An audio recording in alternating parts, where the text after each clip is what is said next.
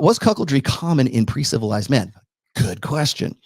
Or were the women just stolen and the competing men deleted? Deleted. Yeah, pretty much. Excuse me. My water bottle. That kind of goes back to the alpha widow, which, by the way, was one of the reasons why I put the Swedish chick in the mix for today's intro videos, was because this is a chick who's still playing the field, man, and has no compunction for doing so. If a man, like not me personally, I guess me personally too, when I tell you to spin plates, or when I say tell you, but when I describe what non-exclusive dating is, dating non-exclusively, which is essentially just spinning plates, right? And people remember it if I say spin plates. If I say you need to date non-exclusively, so people in one ear and out the other. Spinning plates. If I tell guys, you know what? It's probably a more pragmatic and more efficient way to sort of determine who has genuine desire for you, who doesn't, and to learn female nature by dating around. Does that mean you're fucking every last one? Not necessarily. And I make concessions for that in the plate theory, 6 chapters of plate theory in my first book. But of course, people think I'm just telling everybody just fuck anything on 2 legs, right? And the reason for that is because men aren't supposed to do that. Women are. When women have multiple suitors, and let's go back to calling it courting. Stop. You know what, ladies, because I keep seeing ladies do this all the time. Like, when you're talking, especially when it comes, like the topic of chivalry comes up, right? Stop calling it courting.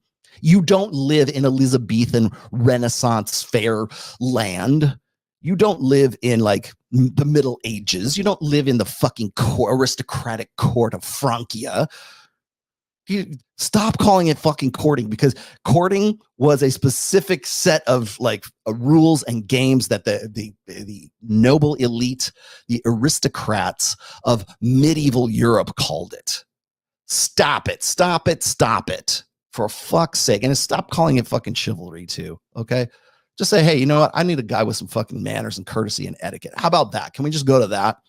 Because every time somebody says, you notice this, every time somebody says chivalry, I open doors for girls all the time. It's more than that, dude. Jesus Christ. It's like, I know which side of the street to walk milady on. Do you know where that comes from, by the way? You're like a man supposed to, here's the etiquette, right? The chivalrous thing to do is to make sure that the lady is on the inside of the street and you're on the outside of the street. You know why that was?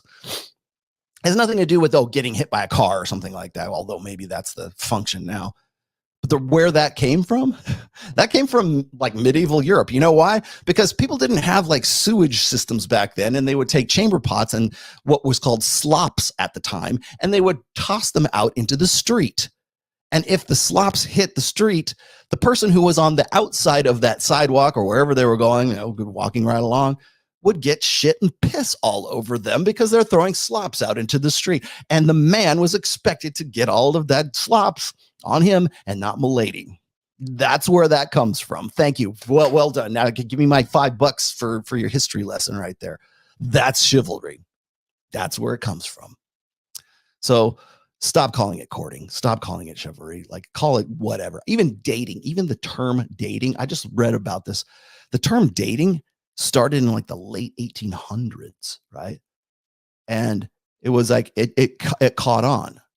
Like, the dating was synonymous with like boyfriend, girlfriend, whatever it is, right? But nobody dates anymore, and they haven't dated for a long time. I mean, even the latter half of the 80s, 90s, nobody was dating. Hey, I'm gonna put you in my book. It's not fucking Happy Days. It's not, we're not going to go out and go down to the soda shop and have a malt. We're not going to go to the sock hop. We're like, can we at least update our language just a little bit in this respect? It just kills me, man.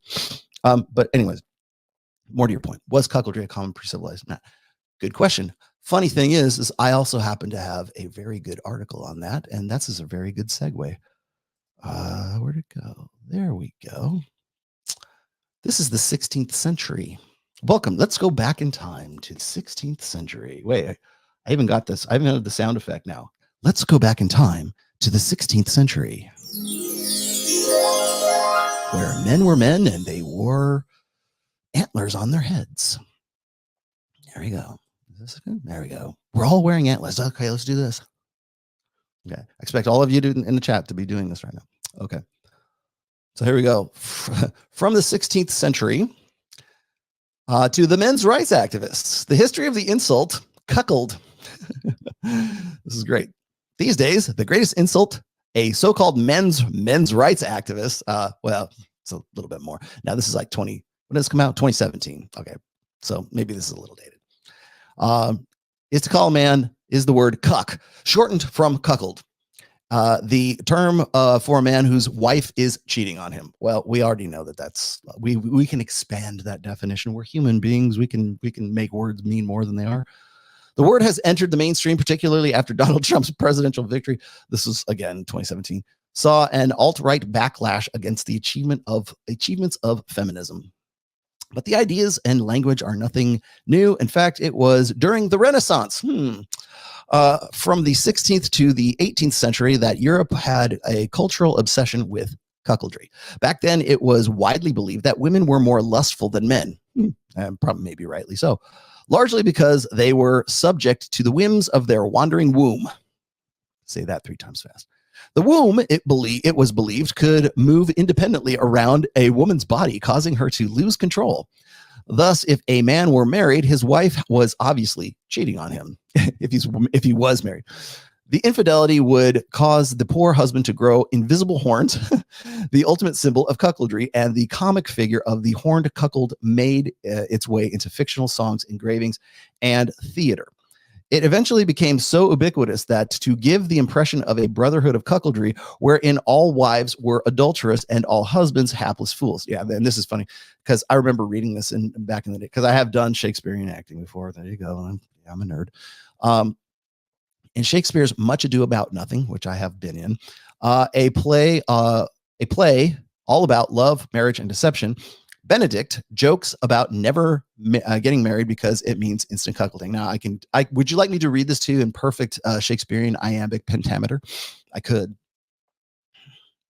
No, I won't. Give me the super chat. I'll do it.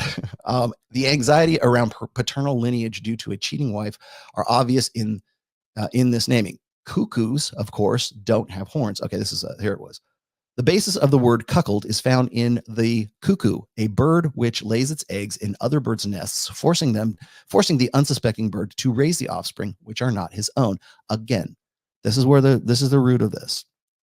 The cuckoo bird lays eggs in another nest so that someone else will assume the parental investment responsibilities of the cuckoo, right? So there you go. Countless explanations have been offered for the link between horns and cuckoldry, such as the 18th century German print Henri Begrabnussen, Cuckold's Graveyard, which suggests a whole panoply of horned animals as the bestial source. There you go. Let's see. The ox, a castrated bull, alludes to the impotence of the wronged husband. Oddly enough, that's what we call the guy who's the third party in all of this. Playing the fool, blah, blah, blah. Anyways, I digress. I will bore the living shit out of you with history lessons, so I won't do that right now. But yes, you're correct. Now, cuckoldry, again, it can be retroactive, it can be proactive. So